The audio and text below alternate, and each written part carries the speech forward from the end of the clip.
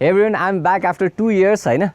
अनि बसेरै कुरा गर्दै हैन, मसँग दुईवटा न्युज छ, एउटा गुड न्युज एउटा ब्याड न्युज। ब्याड न्युज के भन्दाखेरि तपाईले जति पनि अब फोटोग्राफी र एडिटिङको लागि भनेर सब्स्क्राइब गर्नुभएको थियो हैन, अब फोटोग्राफी र एडिटिङको भिडियो चाहिँ सायद हाम्रो यसमा आउँदैन अब हैन। अब गुड न्युज चाहिँ के भन्दाखेरि हाम्रो कन्टेन्ट चाहिँ आउनेवाला छ हैन।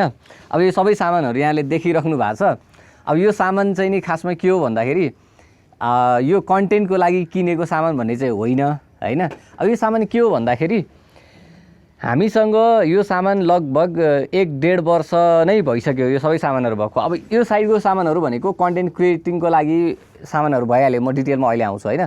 अनि यो साइडको चाहिँ क्याम्पिङको सामानहरू प्लस यो टेबल यो चेयर म बसिरहेको छु हैन, यो सामानहरू। अब के भयो भन्दाखेरि कन्टेन्ट क्रिएटर भइसकेपछि अब यो ग्याजेट्सहरू त सबै हुने नै भइहाल्यो।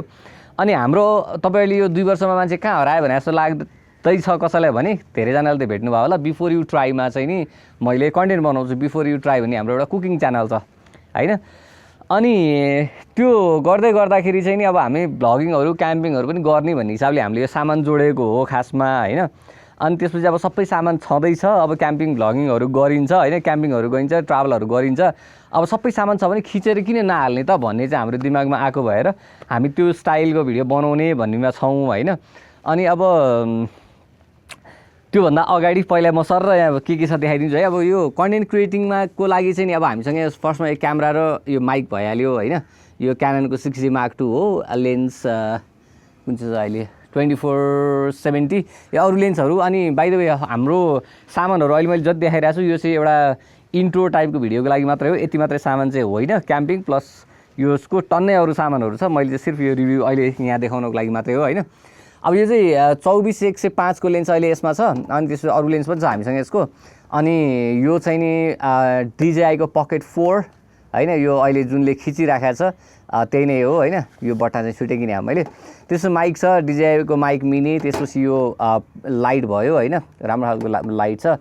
अनि यो सानो ट्राइपड, त्यसपछि फोन भयो, त्यसपछि GoPro Hero 9 हैन।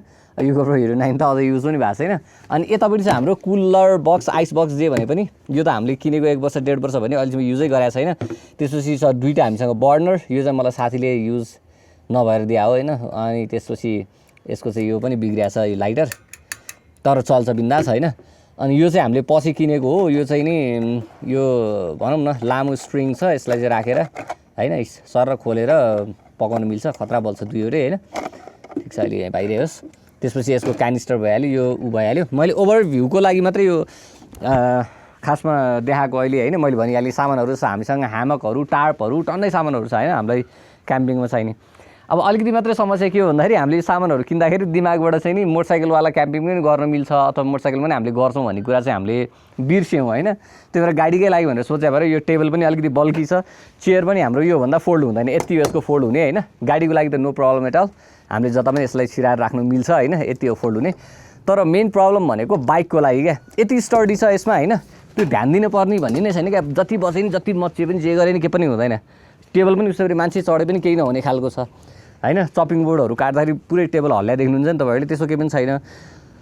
हामीले खासमा यसको सेट मिलाउनुको लागि यो किन हामीले अर्को नि हेरेका थियौँ हैन, तर दिमागमा छिरेन मोटरसाइकलमा पनि लानु मिल्ने खालको होस् भनेर। त्यो भएर सायद हामीले मोटरसाइकललाई लागि बनायो भने चाहिँ नि टेबल र चेयर चाहिँ हामीलाई अर्को किन्नुपर्ने छ सायद।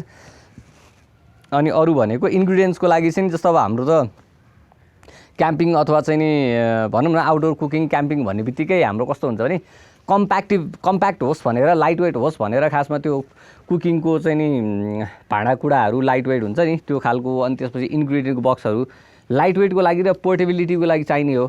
अब हामीलाई गाडीमा त प्रब्लमै भएन, भाँडाकुँडा जे हाल्दै पनि भयो। त्यो हिसाबले यहाँहरूले हाम्रो एउटा क्याम्पिङको भिडियो हेर्नु भएको छ भने हैन, बिफोर यु ट्राईमा हामीले हालिसकेका छौँ हैन, त्यहाँ हेर्नुभयो भने कति इजिली हामीले प्याक गरेका छौँ। अब मोटरसाइकलको लागि त्यो प्रब्लम हुन्छ हैन। त्यो भएर केही सामानहरू चाहिँ एउटा दुईवटा चाहिँ किन्न बाँकी होला अलिअलि हैन, नत्र अरू सबै सामान छ। अनि मेन प्रब्लम मैले भन्न लागेको के हो भन्दाखेरि बिफोर यु ट्राई खासमा मैले स्टार्ट गर्दाखेरि यसमा नामै बिफोर यु ट्राई छ हैन। पब्लिकले कुनै पनि चिजहरू ट्राई गर्नुभन्दा अगाडि त्यसको रिभ्यू टाइपको अथवा आफ्नो ओपिनियन हुन्छ नि सबै होस् भनेर मोटो भ्लगिङ, त्यसपछि मोटो भ्लगिङ फुड भ्लगिङ, त्यसपछि आउटडोर कुकिङ, त्यसपछि ट्राभलिङ, कुकिङ सबै हाल्ने भनेर गरे हो। तर यो 2 वर्षमा हाम्रो 60-65 हजार सब्सक्राइबर आइसक्दाखेरि चाहिँ नि त्यो कुकिङकै स्पेसिफिक भयो। अनि मैले एकचोटि पोल पनि राखेको थिएँ, तपाईँले हाम्रो भिडियो इन्टरटेनमेन्टको लागि हेर्नुहुन्छ कि इन्फर्मेसनको लागि हेर्नुहुन्छ भन्दाखेरि धेरैले इन्फर्मेसन भन्नुभएको थियो। त्यो त्यसमा ऱ्यान्डमली जे पनि हालिदिने कुरा पनि भएन। अब ट्राभल गरिसकेपछि ट्राभलको भिडियोहरू क्लिपहरू पनि चाहियो। अनि त्यो भएर मैले चाहिँ नि अब त्यहाँको सब्सक्राइबरहरूलाई त्यहाँको अडियन्सलाई डिस्टर्ब नगर्ने, उहाँहरूले फुडको लागि गर्नुभएको छ फुडको लागि छोडिदिने भनेर अनि यो च्यानल त्यतिकै पनि अब त्यसै बसिरहेछ भने अब यसमा कन्टिन्यू गर्ने भनेर मैले यसमा सोचेको होइन। अब यसमा भयो भ्लग स्टाइलको जे हाल्दै पनि भयो होइन। अनि त्यही नै हो। अनि हामीलाई एक्स्ट्रा मोटरसाइकलमा गऱ्यो भने चाहिँ मलाई चाहिँ नि आनन्द लाग्छ मोटरसाइकलमा होइन। मोटरसाइकलमा गऱ्यो भने चाहिँ नि अब यो पनि काम लागेन, यो टेबल चेयरहरू पनि काम लागेन। अनि सामानहरू त अब अलिअलि जोड्नुपर्छ, बाँकी अब टेन्ट टार्पहरू त जिनको लागि नै एउटै भइहाल्यो। त्यो ग्यास स्टोभहरू त्यो क्यानिस्टरहरू त सबैको लागि एउटै नै भइहाल्यो होइन।